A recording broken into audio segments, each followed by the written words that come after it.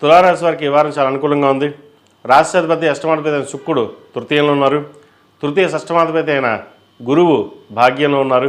అయితే మీరు కష్టం దగ్గర ప్రతిఫలం ఉంటుంది, పేరు ప్రఖ్యాతలు లభిస్తాయి. కానీ చివరి నిమిషం వచ్చేసరికి ఆ కష్టం విఫలమవడం, మనోవేదన ఎక్కువగా ఉంటుంది. ఖర్చు అధికంగా ఉంటుంది ఈ వారం. వ్యయాధిపతి భాగ్యాధిపతి అయిన బుధుడు తృతీయంలో ఉన్నారు. అయితే రూపాయికి 80 పైసలు ఖర్చు ఉంటుంది, ఒక 20 పైసలు అయితే మిగులుతుంది. కాబట్టి ఎటువంటి ఇబ్బంది, భయం లేదు.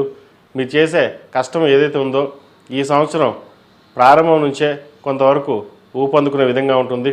వ్యాపారపరంగా ఉద్యోగరీత్యా చాలా అనుకూలంగా ఉంటుంది. ఉద్యోగంలోని ఎటువంటి భయం లేకుండా మీ కార్యక్రమాన్ని చక్కగా నిర్వర్తించుకోండి. వ్యాపార రంగంలో కూడా నూతన వ్యాపారాలు ప్రారంభించకుండా ఉన్న వ్యాపారాన్ని చక్కగా చేసుకోవడం చెప్పదగినది. ఏదైనా వ్యాపారం ప్రారంభించుకుంటే మార్చి తర్వాత ప్రారంభించుకోవడం చెప్పదగిన సూచన. అదేవిధంగా ఏదైనా కొనుగోలు కానీ ల్యాండ్ విషయంలో కానీ మీరైనా కొనదలుచుకుంటే మీరు కొనవచ్చు.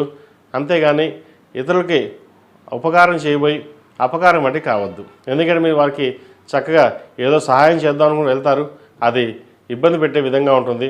అటువంటి విషయంలో దూరంగా ఉండడం చెప్పదగిన సూచన. మొత్తం మీద గడిచిన వారాల కంటే కూడా ఈ వారం నుంచి ఈ తులారాశి వారికి చాలా అనుకూలంగా ఉందని చెప్పచ్చు.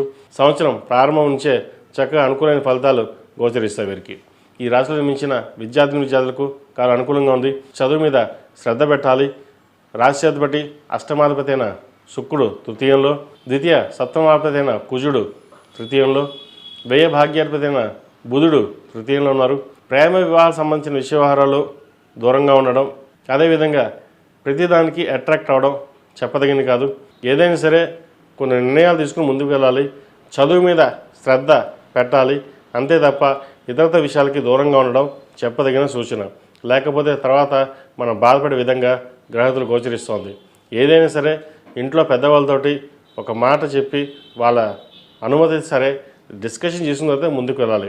ఏ విషయమైనా సరే, చదువు విషయం కావచ్చు లేదా ఇతరత ప్రేమ వివాహం సంబంధించిన విషయం అయినా సరే, మనకు అన్నీ మనకే తెలుసు, మనం ఏదైనా మనకు ఎవరు చెప్పాల్సిన అవసరం లేదు అన్న భావంతో పడికి ఉండకండి. అదేవిధంగా ఈ రాశిలో జన్మించిన స్త్రీలకు వృత్తి ఉద్యోగాల పరంగా వ్యాపార పరంగా అనుకూలంగా ఉంటుంది.